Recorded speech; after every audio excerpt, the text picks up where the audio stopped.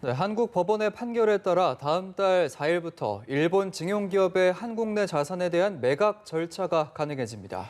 일본 정부도 매각 가능성이 크다고 보고 보복을 준비 중이라는 일본 언론의 보도가 나왔습니다. 이봉석 기자입니다.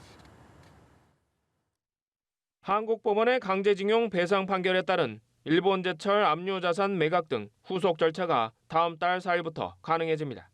앞으로 약 열흘 뒤면 법원이 압류된 재산을 처분해 현금화하는 수순을 밟을 수 있게 되는 겁니다. 한국 법원의 판결을 부정해온 일본 정부도 현금화하는 쪽으로 진행될 가능성이 크다고 보고 있는 것으로 알려졌습니다.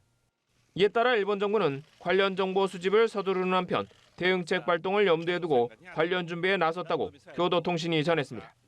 앞서 징용 배상 문제와 관련해 한국에 대한 수출 규제라는 사실상 보복 조치를 내놓은 일본 정부는 실제 자산 매각이 이루어지면 보복에 나서겠다는 입장을 밝혀왔습니다.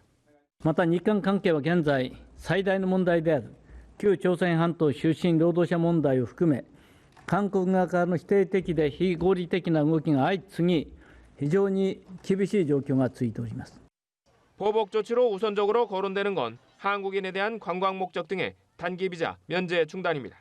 하지만 코로나19 사태 이후 이미 일본이 한국에서 입국을 금지하고 있어 실질적인 효과는 미미할 것으로 보입니다. 외교적 대응 차원에서 일본이 검토 중인 건 도미타고지 주한 일본 대사를 복귀 시기를 정하지 않은 채 불러들이는 방안으로 알려졌습니다. 이와 함께 한국산 수입품에 대한 추가 관세 부과와 한국으로 송금 규제 방안 등도 염두에 두는 것으로 전해지고 있습니다.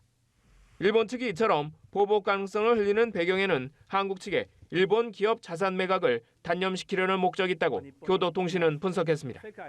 연합뉴스 이봉서입니다.